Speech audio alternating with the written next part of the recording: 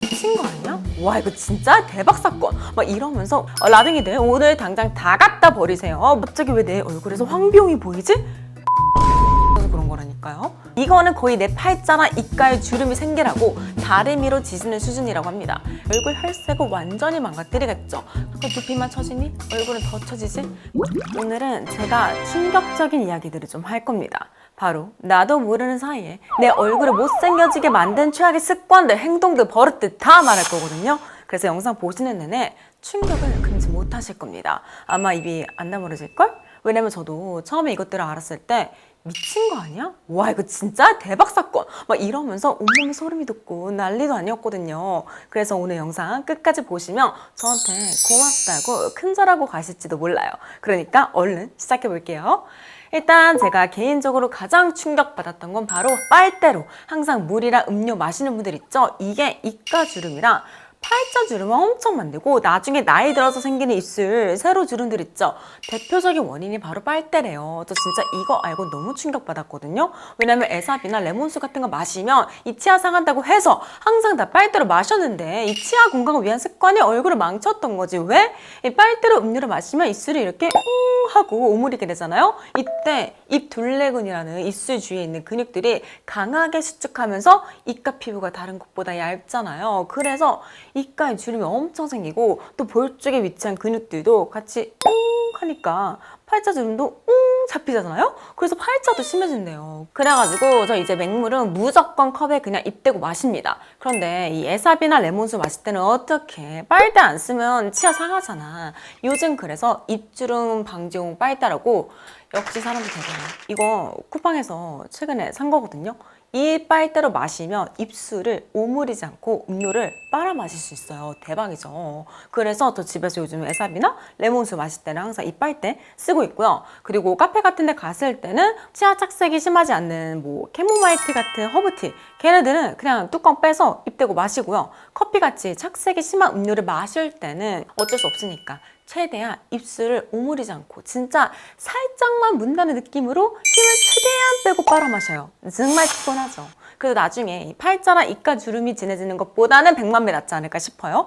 왜냐면 입가랑 팔자 주름은 보톡스도 잘 못 넣거든요. 왜냐면 입가는 잘못 맞으면 발음이 많이 새고 표정도 좀 어색해지고요. 그리고 팔자는 피부가 전체적으로 처지는 부작용이 있어서 웬만한 병원에서 잘 안 놔줍니다. 그래서 귀찮더라도 미리미리 예방하는 게 낫다. 그리고 똑같은 맥락으로 우리가 평소에 숟가락으로 음식 먹을 때 왜 깨끗이 쪽쪽 빨아 드시는 분들 있죠. 얘는 빨대보다 더 최악이래요. 왜냐면 숟가락은 훨씬 면적이 넓잖아요. 그래서 입술 전체를 숟가락에 쫙 밀착시켜서 강하게 근육을 쪼이다 보니까 이거는 거의 내 팔자나 입가에 주름이 생기라고 다리미로 지지는 수준이라고 합니다. 그래서 담배 많이 피우시는 분들 보면 왜 계속 입술에 담배 무느라 힘주고 있어서 입가 주름도 많이 심하고 입술에 볼륨도 많이 빠져 있잖아요. 똑같대요. 삼시세끼 숟가락으로 쪽쪽 빨아서 드시면 입술 볼륨이 많이 빠지면서 또 입술에 새로 주름들까지 생기니까 사람이 되게 옹졸해 보이고 노안으로 바뀐다고 합니다. 그래서 우리 여자들 다이어트 할 때 그릭 요거트 많이 드시잖아요. 그때 너무 숟가락으로 쪽쪽 빨아서 먹지 말자. 아이스크림 먹을 때도 알뜰하게 먹겠다고 쪽쪽 빨아 먹지 말자. 밥 먹을 때도 밥 한 톨도 숟가락에 남기지 않겠다고 쪽쪽 빨아 먹지 말자. 그럼 어떻게? 마치 내가 우아한 재벌집 사모님인 것처럼 이 윗니와 혀를 이용해서 가볍게 훑어 먹자는 거죠. 그리고 음식을 풀 때도 한 번에 너무 많이 풀지 말고 숟가락 끝쪽에만 음식을 담아서 너무 입안 깊숙이 넣지 말자는 거죠. 왜? 숟가락을 입안 깊숙이 넣을수록 입술 주위 근육이 더 강하게 수축돼서 더 주름이 심해지거든요. 그래서 꼭 기억해 주시고요. 그리고 세 번째로 머리 흘러내리는 거 귀찮다고 맨날 머리 묶고 계시는 분들 있죠. 바로 제가 그랬거든요. 그래서 제가 이렇게 머리카락이 얇고 머리숱도 별로 없는 거예요. 물론 여드름 약간 잦은 다이어트 이런 것들 때문에도 제가 탈모가 워낙 심했던 탓도 있지만 머리카락을 딱 직탱해서 잡고 있는 모낭이 여러분 강철이 아니에요. 그래서 머리 맨날 묶고 계시면 이 모낭이 하루 종일 당겨지는 힘 때문에 얼마나 고통스럽겠어요. 그 고통과 긴장이 바로 모낭 주위에 염증을 만들고 그 염증이 아물며 흉터가 남아서 딱딱해지면서 모낭이 섬유화되거든요. 그럼 그 자리에 머리카락이 다시는 나지 않는데요. 그래서 가장 약한 이마 쪽 잔머리부터 빠지기 시작하면서 헤어라인이 야금야금 뒤로 밀려나니까 어느 순간 거울을 보면 어머, 내 이마가 이렇게 넓었나? 갑자기 왜 내 얼굴에서 황비용이 보이지? 머리를 맨날 묶고 있어서 그런 거라니까요. 그래서 저는 요즘 머리를 딱 세수할 때 빼고는 절대 묶지 않습니다. 왜냐면 탈모도 탈모지만 두피랑 얼굴 피부는 하나로 연결돼 있어서 왜 우리 두피가 1mm 처지면 얼굴 피부는 1cm 처진다고 하잖아요. 그래서 머리를 계속 묶고 있으면 두피 근막이 엄청 당겨지겠죠. 그리고 이 근막 스마스층은 마치 고무줄과 같아서 계속 늘어나 있으면 마치 고무줄이 탄성을 잃고 흐물흐물거리는 것처럼 이 두피 근막도 탄성을 잃고 처지기 시작합니다. 그럼 두피만 처지니 얼굴은 더 처지지? 그래서 우리가 백날 리프팅 시술 받고 두피 괄사 마사지 해도 머리를 맨날 묶고 있으면 아무 소용이 없다는 거예요. 그래서 머리 좀 묶지 말자. 웬만하면 풀고 있자. 그런데 내가 업무 특성상 꼭 묶어야만 한다거나 아니면 집안일을 하거나 공부를 하거나 밥 먹을 때 머리가 길면 너무 불편하잖아요. 그때는 고무줄 대신 차라리 집게핀이나 곱창 밴드를 쓰세요. 왜냐면 얘네들은 고무줄처럼 얇지 않고 크기가 크니까 압력을 두피 전체로 분산시켜 버리거든요. 그래서 고무줄만큼 두피 근막을 무자비하게 당기지 않기 때문에 훨씬 낫습니다.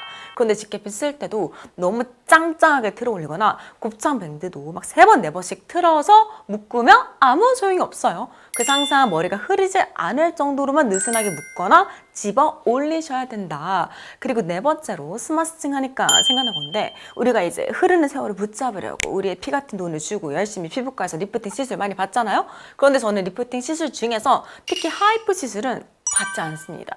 왜냐고요? 하이프 시술 원리가 고강도 집속 초음파를 사용해서 피부 속 깊은 스마스층에 열 응급점을 만들어가지고 피부 조직을 수축시키는 원리잖아요. 그래서 마치 오징어를 불에 구우면 쪼그라들면서 팽팽해지는 것처럼 얼굴 피부도 수축되면서 쫙 리프팅이 되는 건데 문제는 이 하이프가 정확히 근막층에만 열을 주면 상관이 없는데 바로 밑에 있는 지방층까지 영향을 줘요. 그래서 필연적으로 시술을 받을 때마다 얼굴 지방이 조금씩 녹을 수밖에 없거든요. 그래서 특히 저처럼 얼굴에 살이 많이 없으신 분들은 하이프 시술을 너무 여러 번 자주 받게 되면 볼이 막 패이면서 광대가 툭 튀어나와 보이고 노안이 되겠죠. 이쁘니까요. 이 스마스층이 적당히 탄성이 있어야 얼굴 근육이 부드럽게 움직이고 피부를 탱탱하게 지지해주는데 막 2-3달에 한 번씩 슈링크에 울사라인, 리프타라인, 텐사라인, 더블로에 막 여러 가지를 맞게 되면 이 스마스층의 열이 계속 가니까 얘가 점점 뻣뻣해지고 딱딱해진단 말이야. 그 얼굴이 굉장히 부자연스러워져요. 그래서 그냥 무표정일 때도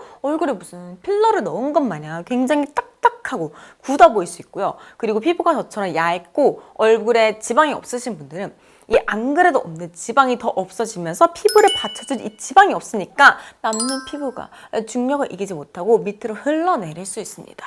그래서 진짜 하이프는 조심해서 맞으셔야 되고요. 저 같은 얼굴은 차라리 하이프는 안 만든 게 나을 수도 있다.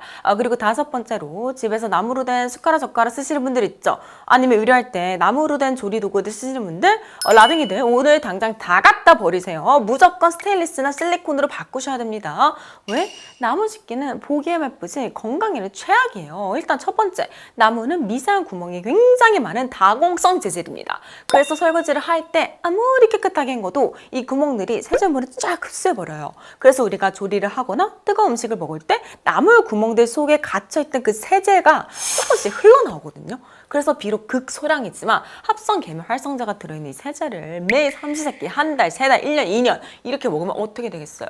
틱별모아 태산이라고 당연히 위 건강, 장 건강에 엄청 안 좋겠죠. 그런 피부 안색도 굉장히 칙칙해질 거고 특히 수저가 직접적으로 닿는 입가에는 원인 모를 트러블도 많이 올라올 수 있습니다. 그리고 또 이 구멍들 때문에 겉은 다 말라 보여도 틈새 사이사이가 완벽하게 건조되지 못하고 눅눅한 경우가 많아요. 특히 젓가락 끝, 숟가락 끝 많이 사용하다 보면 그 나무 재질 특성상 마모되어 있는 경우가 많잖아요. 이 마모된 부위 사이사이로 음식물이 조금씩 끼게 돼요. 그 우리 눈에는 보이지 않지만 곰팡이들이 막 번식하기 시작해요. 그래서 이 곰팡이 독소들이 우리 몸에 쌓이면 얼굴 혈색을 완전히 망가뜨리겠죠. 그래서 백날 비타민C 먹고 바르고 해도 나무 식기를 쓰면 아무 소용이 없다. 그리고 특히 1급 발암물질인 아플라톡신이 나무 새끼에 잘 생기기로 유명해요. 이것 때문에 중국의 한 4인 가족이 잇따라 간암으로 모두 다 사망한 사례가 있는데 그 원인이 다름 아닌 바로 나무 젓가락이었다고 합니다. 정말 충격적이죠. 그래서 건강 때문이라도 아깝다는 생각 절대 하지 마시고 남은 식기는 다 갖다 버리세요. 그리고 마지막으로 평소에 빵, 면, 흰쌀밥 같이 부드러운 음식만 먹거나 프로틴 요거트, 뭐 스무디 같이 유동식 많이 드시거나 아니면 평소 밥 드실 때 대충 씻고 그냥 후루룩 삼키면서 드시는 분들, 이게 얼굴이 점점 길어지고 턱선이 무너지는 가장 대표적인 원인 중 하나예요. 왜?